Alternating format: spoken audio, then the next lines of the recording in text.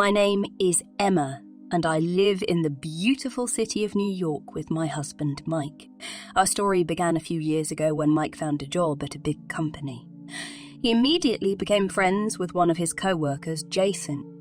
They shared an interest in sports and a similar outlook on life that brought them together. They hung out a lot outside of work, going to bars together, and Jason also came to visit us.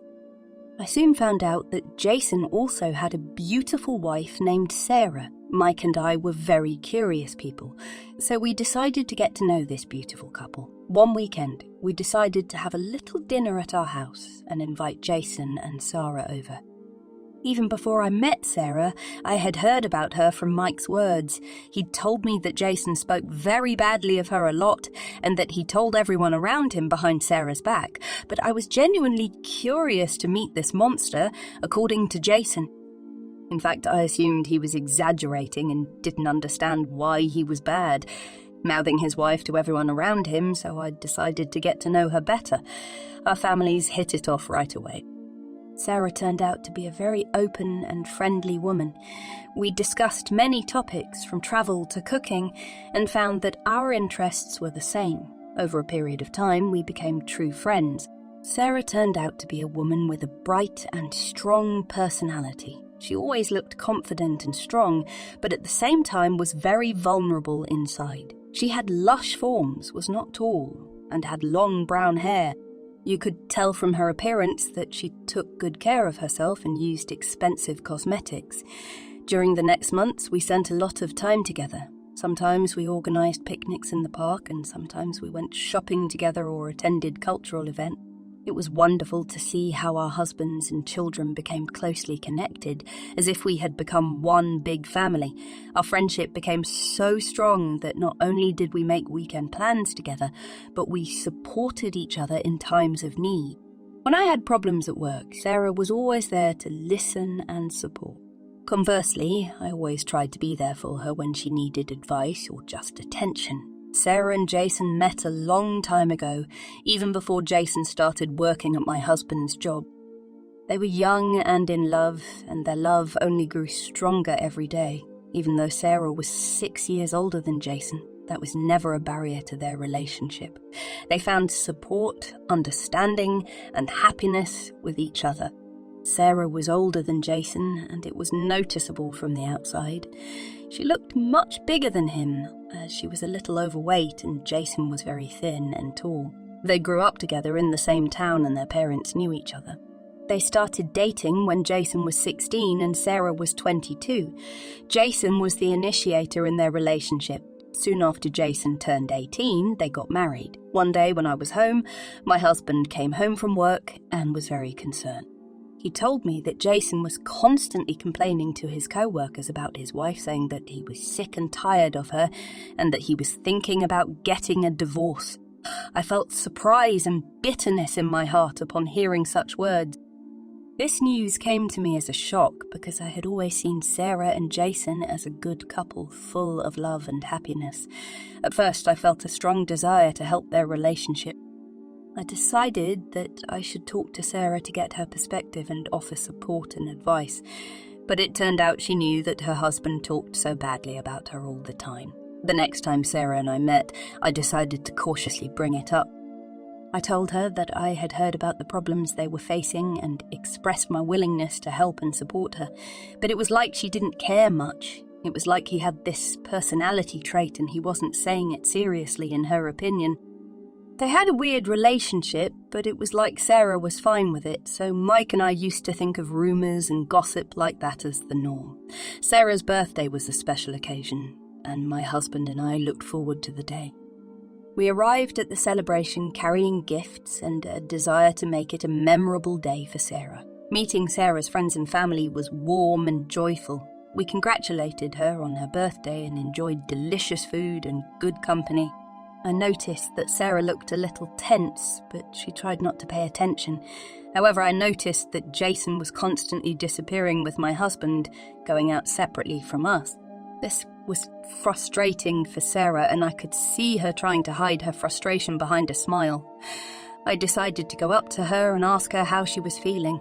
Sarah sighed and admitted to me that it was hard for her to see Jason leaving her and spending time with other people, including my husband. She felt excluded and a little saddened by the situation. I understood her concern and assured her that it had nothing to do with her and that she was still an important part of the evening. But Sarah and Jason's relationship is not at all like a normal relationship between ordinary people. Sarah often chooses to dominate the relationship. She constantly doesn't give her husband a word to say. If he starts making jokes about her, he acts like a mommy who looks menacingly at her son, letting him know that he is doing the wrong thing. She has literally taken the role of mom in her relationship with Jason. She totally coddles him, cooks him a lot, raises him, even picks out his clothes. It's like she's raising the perfect man for her, and he's used to listening to her. And as sometimes happens in children's fashion, when parents scold their child, they run outside to tell everyone around them what bad parents they have. And so Jason takes on the role of that same resentful child. Soon there came a point when Jason began to drink more than usual.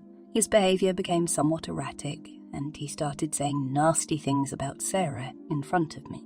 He also said that he thought I was the perfect woman who didn't crack nerves and always supported her husband. It was quite unpleasant and inappropriate, and I tried to handle the situation with dignity. I went over to Jason and asked him to lower his voice and be more respectful of Sarah. He was a little intoxicated and apologised to me, but his words still hurt Sarah. I walked over to Sarah and tried to comfort her with a hug, letting her know that I supported her and didn't think his words were true. Sarah poured a glass of her drink on him and left. At the end of the party, when everyone had left, Sarah and I were alone. She was immersed in her own thoughts, and I decided to cheer her on, to make her feel like she had someone who understood her and was willing to help. I told Sarah that I was sorry that she was facing such difficulties in her marriage and that I would always be here to support her. We talked about the importance of being honest with each other and working through problems instead of letting them destroy our relationship. Sarah thanked me for my support and said she appreciated my presence and friendship. We hugged, and I promised her that I would always be here for her to help her through this difficult time. That night we left a bitter aftertaste, but I knew that Sarah and I would support each other and stand by each other through any adversity. It saddened me to see loved ones struggling in their relationships, but I was determined to help Sarah and Jason on their journey to regain love and happiness. After we hugged and shared our thoughts and emotions, I knew I had to be sincere and honest with Sarah. I told her that any marriage and relationship should be based on mutual respect, support, and love. I explained that no one deserves to be in a relationship where they are not respected and valued. I told Sarah that she deserves a happy and healthy love where she is valued and supported. I stressed that it was up to her to decide the future of her marriage, but that I would always support her, regardless of the choices she made. Sarah looked deeply thoughtful and took my words seriously. She said that she, too, was beginning to realise that she might need time to rethink her relationship with Jason. She expressed her desire to leave him temporarily in order to find herself and make decisions about the future. I supported her decision and told her that I would be here for her to help her with any support and encouragement she needed. So ended that evening, and my husband and I drove home in a bad mood. We were both concerned about the situation and hoped that Sarah could find her strength and happiness no matter what decision she made about her marriage. We discussed everything that had happened on the way home, and I felt deep anxiety for Sarah. It was hard to realise that a relationship could have such difficulties and that we were helpless to solve the problem. Sarah and I became very close friends after that evening when we talked about her marriage. We spent a lot of time together, supporting each other and sharing our joys and sorrows. Sarah told me that she had made the decision to separate from her husband. They hadn't spoken for several days, and she used that period to focus on herself and her personal growth. On our walks, I noticed that Sarah began to take more care of her figure and appearance.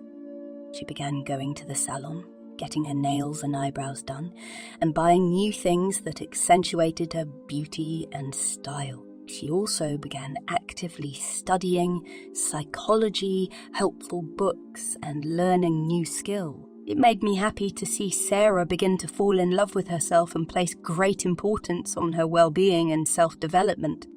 She started exercising, making time for her hobbies, and even started her own blog where she shared her experiences and inspiration. I supported Sarah in her new journey of self-discovery and self-love. We discussed her accomplishments and goals, and I tried to be there to support her in her endeavours. Together, we went to workouts, exchanged helpful books, and inspired each other.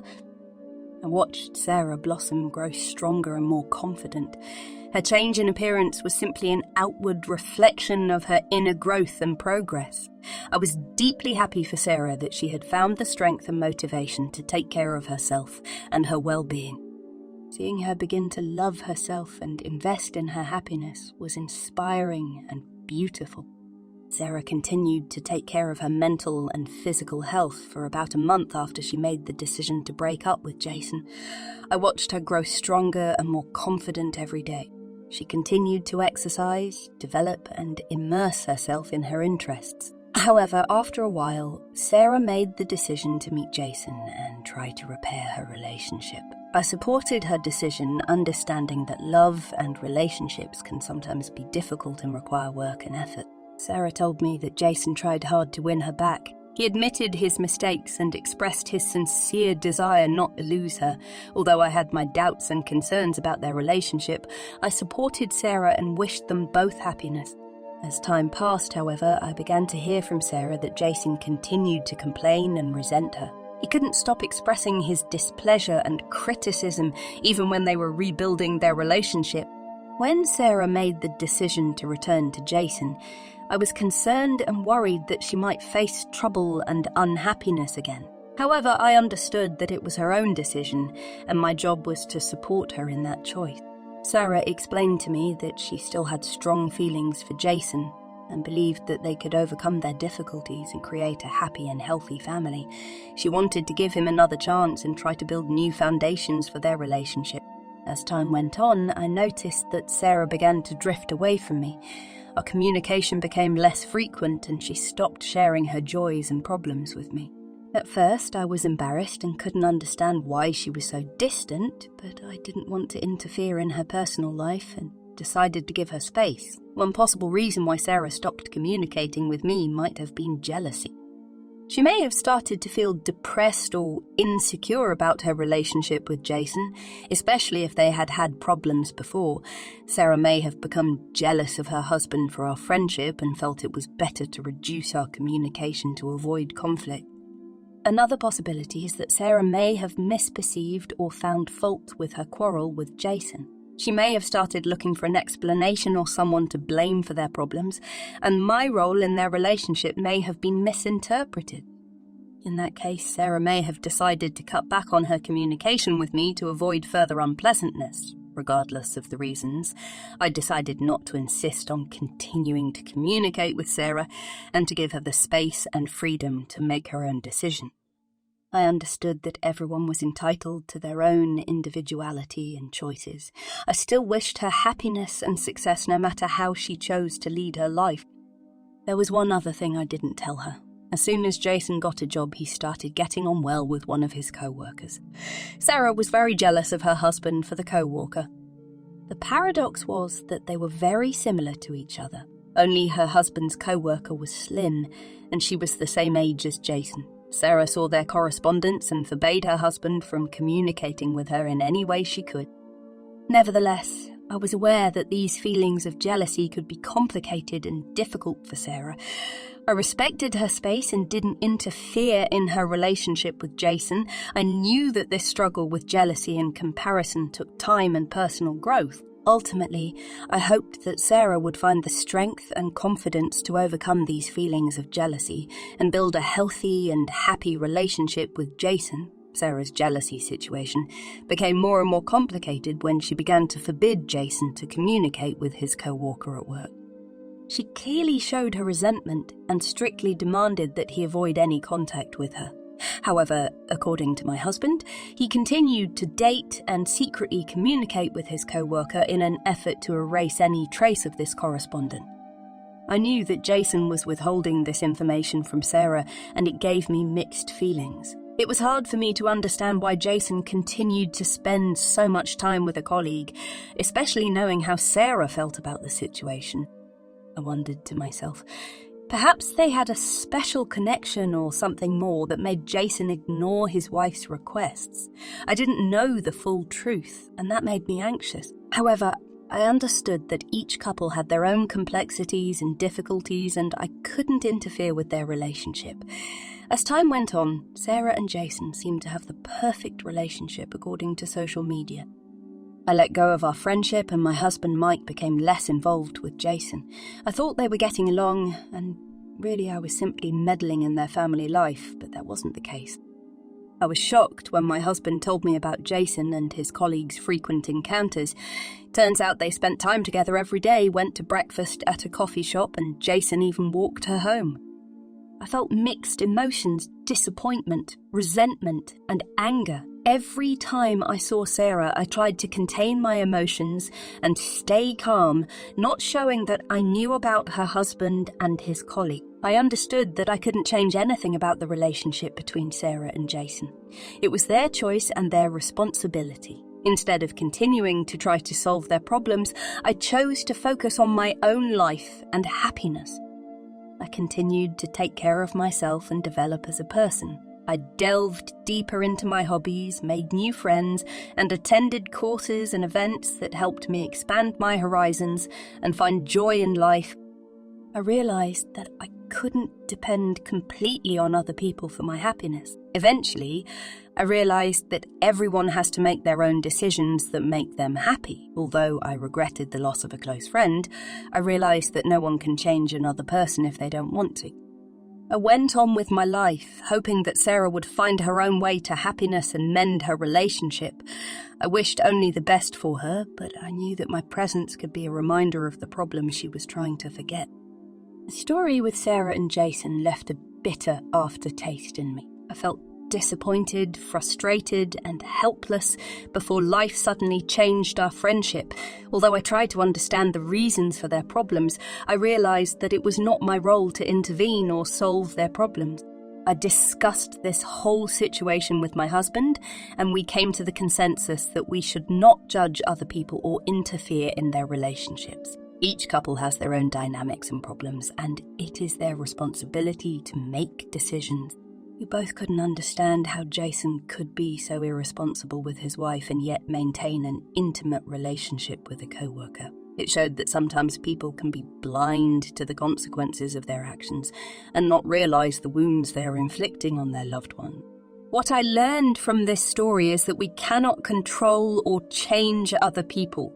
Interfering in other people's relationships can only exacerbate problems and destroy trust. People need to recognize their own mistakes and decide for themselves what is best for themselves, what is best for them.